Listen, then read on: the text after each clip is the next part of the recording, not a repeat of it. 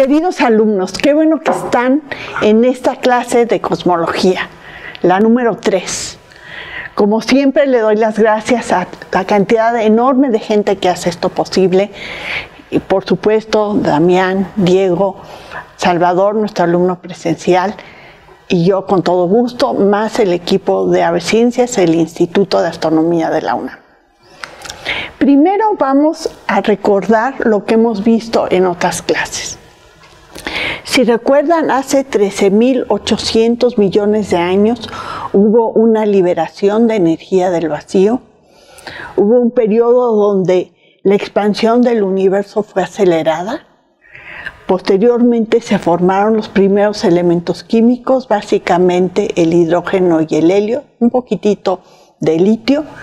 Posteriormente la expansión del universo fue tan alta que ya no se formaron nuevos elementos. En esa época el universo era opaco, porque cada fotón trataba de viajar, pero inmediatamente lo atrapaba un protón o un electrón, y por eso el universo era opaco. Cuando el universo tuvo 380.000 años de vida, se hizo transparente, porque cada protón atrapó a su electrón y finalmente pudieron viajar por un lado los fotones y por el otro lado estuvo la materia. Estos son los fotones más antiguos que podemos observar y se llama la radiación de fondo.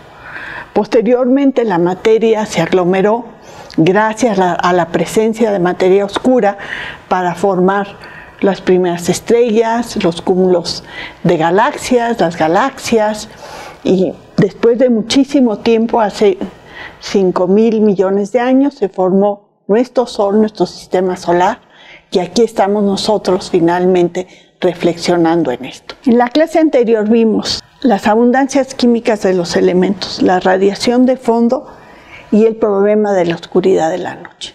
Es decir, ¿por qué si pensamos que el universo es vastísimo y debería haber infinitos objetos, vemos el cielo negro en la noche? Solo vemos unas cuantas estrellas. Aquí hay un diagrama donde se ven las abundancias químicas de los elementos y vemos que de lejos lo más abundante del universo es el hidrógeno y el helio. Y hay trazas del resto de los elementos químicos. Esto es algo que tiene que explicar cualquier modelo de evolución del universo. ¿Por qué hay esta cantidad de elementos y no otros? También cualquier modelo de evolución del universo tiene que explicar por qué hay la radiación de fondo, por qué estamos sumidos en un cuerpo negro y por qué hay pequeñísimas fluctuaciones en esta radiación de fondo. Probablemente se debe a que hubo ondas acústicas y ondas gravitacionales en el universo temprano y estas se amplificaron conforme evolucionó el universo y produjeron lo que ahora se conoce como la telaraña cósmica. Es decir, nosotros estamos viendo la evolución de las fluctuaciones del vacío. Se midieron las curvas de rotación de las galaxias y nosotros pensaríamos que debería ser como una ley de Kepler. Por ejemplo, en el sistema solar casi toda la masa está en el Sol y los planetas, conforme están más y más lejos del Sol, se mueven más despacio porque están más lejos de la mayor parte de la materia del sistema solar que está en el Sol.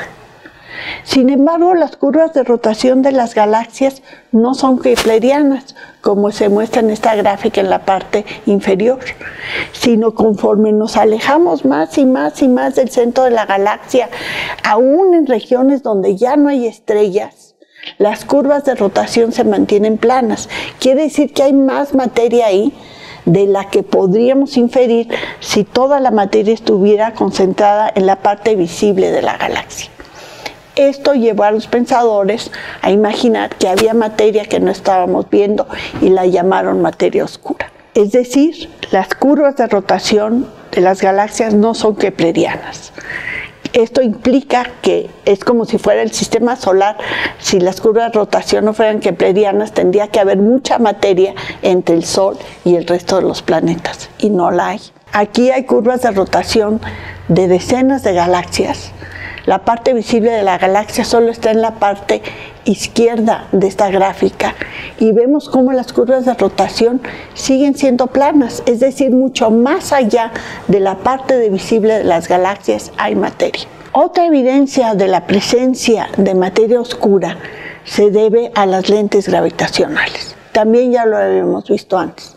Si mi nariz fuera una galaxia muy alejada y la luz de mi nariz pasa por un cúmulo de galaxias representada por mis dedos, la luz de mi nariz se plegaría a la hora de pasar por el cúmulo de galaxias, por la presencia de materia oscura, y produciría estos arcos, es decir, múltiples proyecciones de la punta de mi nariz en diferentes regiones del espacio. Y gracias a esto se ha podido modelar cómo es la distribución de materia oscura en los cúmulos de galaxias y en los halos de las galaxias. Y por eso sabemos que la cantidad de materia en una galaxia, la cantidad de materia común de la que estemos hechos nosotros, es solamente el 4% de la materia de lo que hay en el universo. Además, se han hecho estos estudios, por ejemplo, ya les había dicho antes, estos son dos cúmulos de galaxias que colisionaron entre sí, se atravesaron, la materia oscura no interactúa con la materia común, simplemente está dibujado ahí en azul, bueno, ilustrado en azul, se ve como la materia oscura sigue a la materia visible de las galaxias, en cambio el gas, que es la parte rosada, sí interactúa por sus fuerzas electromagnéticas y forma nuevas estrellas entre los dos cúmulos. Y estos son nuevos modelos de distribución de materia oscura en torno de cúmulos de galaxias. Y en los modelos de estructura a gran escala del universo, es decir, de la telaraña cósmica, la materia oscura se distribuye en estos filamentos, captura a la materia visible y esto fortalece la formación de galaxias y de estrellas. Vamos a ver una simulación del milenio que pueden ver ustedes aquí para que vean cómo es esta evolución de la estructura filamentaria del universo. Solamente debo decirles que en esta simulación del milenio las unidades son de megaparsec, es decir, de millones de parsecs, divididos por un número h. Este número es la incertidumbre en la constante de Hubble, es decir, la incertidumbre que tenemos en qué tan rápido se está acelerando el universo. Pero es un número que no tiene unidades, de tal manera que esta representación del universo a gran escala está en unidades de megaparsec.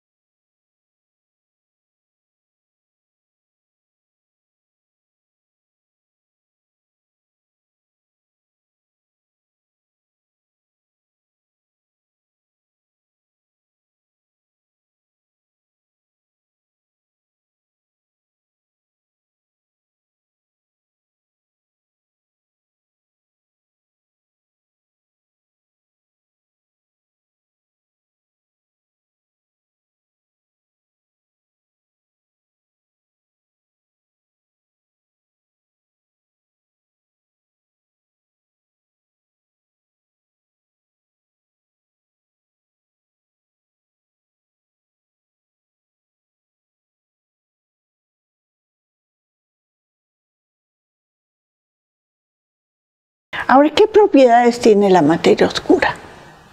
No interactúa con la radiación electromagnética más que curvándola. cerca de la materia. Es decir, no absorbe, no emite y no refleja la luz. Yo reflejo la luz de este lugar, las lámparas producen luz, yo absorbo luz y por eso se ve mi sombra, pero la materia oscura no hace ninguna de estas cosas.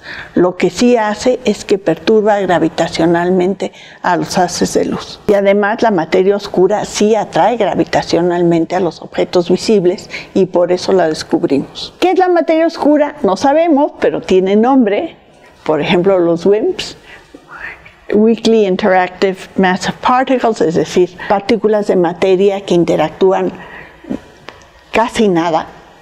Por darles un ejemplo, en este momento un WIMP nos está atravesando, seguramente está cambiando de posición alguno de nuestros protones o de nuestros electrones, pero obviamente no sentimos nada. Hay diferentes propuestas de qué tipo de materia oscura debería existir en el universo.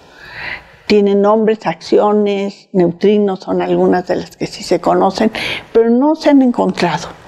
Se han construido muchos laboratorios en el mundo. Por ejemplo, este es un detector de neutrinos, el Kamiokande, que está en Japón, donde todas estas esferas que se ven son detectores de luz.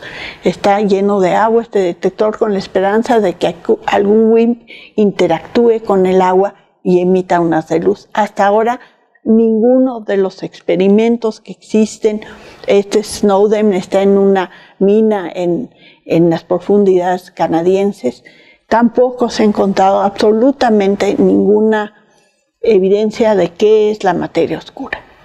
Cada vez se piensa que son objetos, que son partículas menos masivas, porque todos los detectores han fallado. Esperamos pronto encontrarla. Como no se ha encontrado la materia oscura ni qué es, hay alternativas. Hay pensadores que dicen que es como el éter, que estamos inventando la materia oscura, es como el éter que se pensaba que existía el siglo pasado, cuando en la época de Einstein, y se pensaba que la luz viajaba por este éter, y finalmente nos deshicimos del éter para siempre. Pues algunos pensadores piensan que no existe la materia oscura, que en realidad la gravedad funciona de manera diferente, a escalas diferentes, y con esto pretenden explicar por qué, por ejemplo, los cúmulos de galaxias se mantienen unidos. Pero hasta ahora los modelos alternos no han funcionado a todas las escalas. ¿Cómo nos podemos imaginar la materia oscura? Bueno, pues si vemos la superficie del mar, pues vemos las olas, vemos las burbujas, pero en realidad lo interesante está en el fondo del mar. Imagínense, por cada estrella que vemos en la noche, hay decenas de objetos más, miles de objetos más, depende de su masa, millones de objetos más, cientos de millones de objetos más que no podemos ver. Es decir, desconocemos la mayor parte de las cosas que hay en el universo. Ahora vamos a hacer un repaso rápido de qué contiene el universo. Casi todo lo que hay en el universo, 70% es la energía para expandir el universo. Esta energía dilata el espacio-tiempo. ¿Cómo es la forma de nuestro universo? Pues nuestro universo es plano, básicamente, porque se ha expandido tanto el universo que la curvatura ha desaparecido totalmente. Esto se debe al periodo de inflación de nuestro universo. Otra parte de significado del universo es la materia oscura, como les dije. Es la materia más abundante. Y solo el 4% de lo que existe en el universo es la materia común, la materia de la que están hechos los objetos de la tabla periódica. Es decir, las estrellas son una fracción insignificante de lo que vemos en el universo. Lo mismo que la materia común y corriente. Y como ya habíamos visto en una clase anterior, solo el 0.005% de lo que hay en el universo es radiación. Y con esta cantidad insignificante de radiación podemos analizar todo lo demás. Y por supuesto con la inteligencia humana. Vamos a hablar de uno de los problemas más interesantes de la astronomía contemporánea. Resulta que algunas personas se han preguntado ¿por qué es tan débil la fuerza gravitacional respecto a las otras fuerzas de la naturaleza. ¿Por qué un imancito refrigerador le vence a toda la fuerza gravitacional de la Tierra? Y algunas personas se han imaginado que la fuerza gravitacional, que podríamos imaginarnos que es como esta liga, en realidad vive en otra dimensión. Y solo vemos una fracción minúscula de la fuerza gravitacional. Y por eso es tan insignificante respecto de las demás. Esto tiene que ver con la teoría de cuerdas, que sugiere que los protones están hechos de quarks, pero hay entidades mucho más pequeñas que son las cuerdas, que son objetos que están oscilando en espacios de muchas dimensiones, y dependiendo de cómo oscilen, pues van a ser diferentes tipos de partículas elementales. Ahora, este modelo de las cuerdas tiene la desventaja que necesita múltiples dimensiones para explicarse. ¿Cómo podemos imaginarnos esto de las múltiples dimensiones? Bueno, por ejemplo, esta hoja de papel tiene ancho y alto. Pero ¿qué tal si hacemos un tubito